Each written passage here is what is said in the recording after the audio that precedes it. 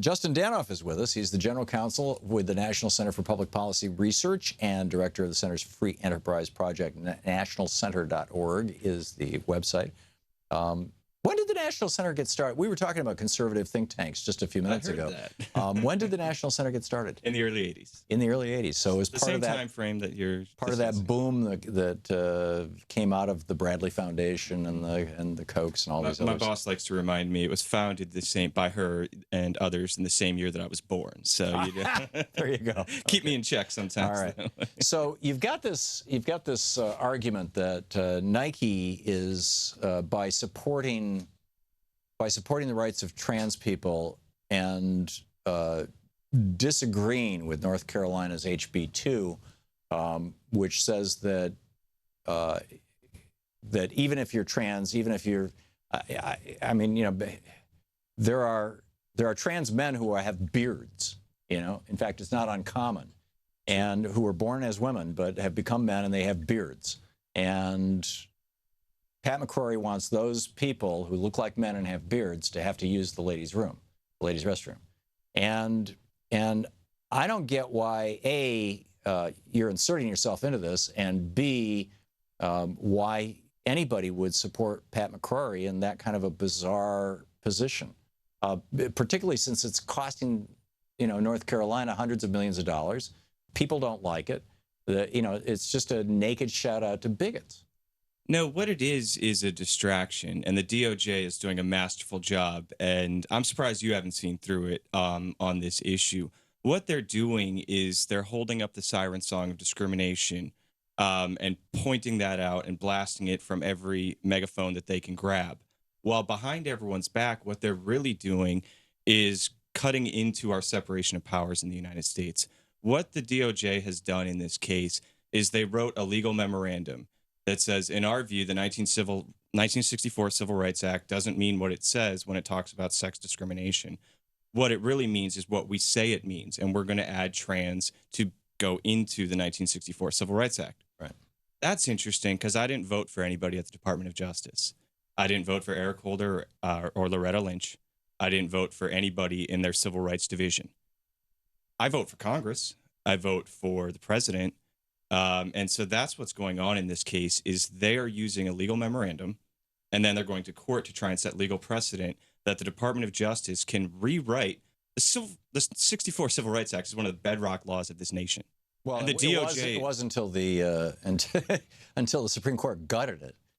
The DOJ is basically what's happening is the executive branch under the Obama administration is inserting themselves to say that we can write one of the most important federal laws in this country the way that we see fit. Yeah. And so why we are inserting ourselves here is that it's not just Nike. 67 other corporations signed up to back the DOJ in this legal case.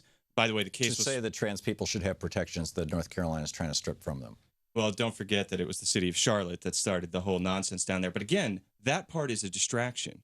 This case... I think that's the essence of the whole thing. No. Your argument is that in 1972, when they said sex discrimination, or in 1968... 64 and 72. They're 64 and 72, right, about, yeah. Right. But they both say the same thing, essentially. And that during that era, they were not envisioning trans people as being included under the protections of that law.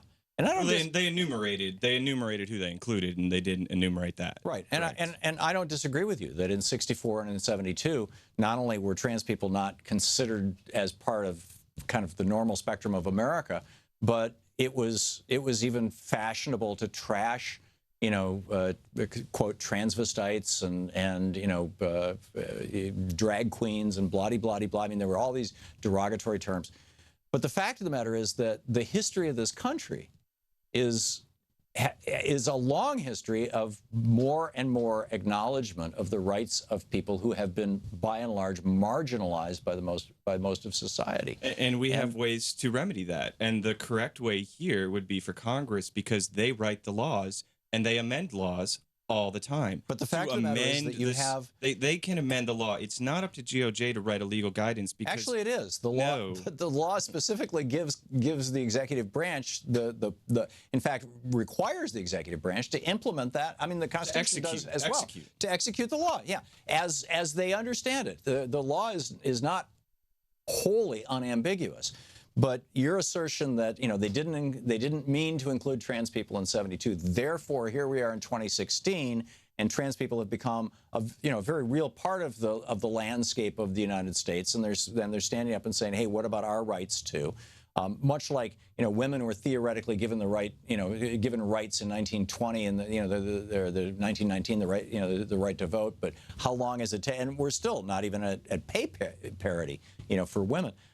It seems to me that at every step along the way, as we expand civil rights for Americans, Republicans and conservatives are saying, oh, no, you don't. Oh, no, you don't, which is what you're here saying. And you're saying, oh, if you want it done, have Congress do it. But Congress is controlled by Republicans right now. And Republicans not only seem to hate trans people, but they love to beat them up for political gain, which is exactly what Pat McCrory is doing. He's shouting out to bigots in order to try to, for purely political purposes. He's standing up for the bedrock principle of this country, and that is separation of powers.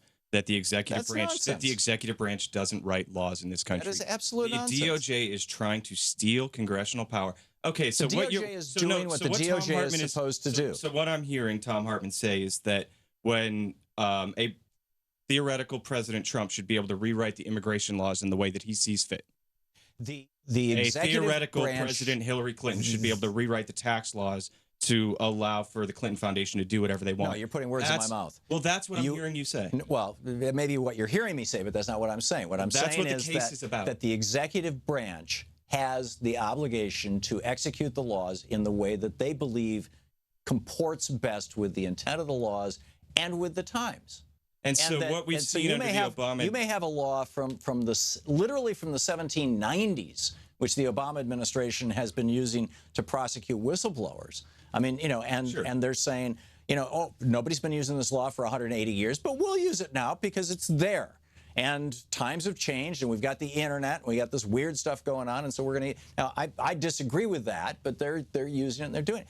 That's their right. That's, it's given to them under the Constitution. You can't say that what the executive branch is doing here is unconstitutional. You can argue that you disagree with it. You can say that you don't think that trans people should have protections under the law, which clearly that's not what we're saying. Situation. We're saying that there's a mechanism to do it. Saying No, we're saying there's a mechanism to do it. Yes, hand it over to Republicans who will trash trans people for purely political purposes. That doesn't make any sense to me. What we've got is an administration that uses executive branch power well. Are you in favor of defending the rights of trans people or not? It's not what the case is about, Thom. It absolutely is what the law is about. It's what the case is about. It's what all of this I'm surprised you've let the DOJ hoodwink you on this. It's not what they're doing. They are trying to extend the power of the executive branch and to belittle the power of the congressional branch. They are doing what the Constitution requires. No, they're not. They're not executing a law. The laws. Yes, of course. The law says you can't discriminate based on sex. Our society in 1972 did not view trans people as being a different sex, as it were, a different gender. Now our society does. And you're right. If you want to, completely rewrite that law to include that, it should be done through Congress. But Congress is not going to do it as long as it's controlled by Republicans. That's fine, but the Republicans will not allow that. In fact, what you've got is the exact... Well, I know what's happening in North Carolina, which is what we're basing all this on, which is Republicans going in the opposite direction, saying, no, not only do we not want to give rights to trans people, but we want to trash trans people. No, they want to protect people. Oh, that's BS. And we all know it's BS. What the Republicans are doing in North Carolina and trying to do around the country is using the rights of minorities and basically using minorities as punching bags, as piñatas, for purely political purpose. If they could shout out to a couple more bigots, then they can get a couple more votes. I think that you've been distracted by this case. I think much of the mainstream media has been distracted by this case. I think it's a very simple concept that we have a separation of powers that's being violated in this case. And I think what Governor McCrory is doing down there is actually very brave.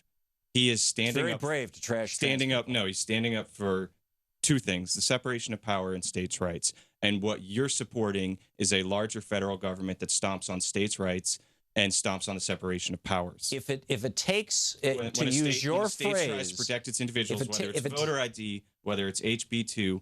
Don't worry, the federal government, which The DOJ has become highly politicized in this administration. Will come in and stomp states' If rights. that's what it takes to protect people from Republicans who want to trash them for political purposes and their bigoted supporters who will kill them, who will, you know. Oh, come on. Oh, gay people have been being killed, and people who are, you know, not straight heterosexual people have been killed in this country forever. It's still going on. But anyway, we got to wrap it up. Hang on just a second, Justin.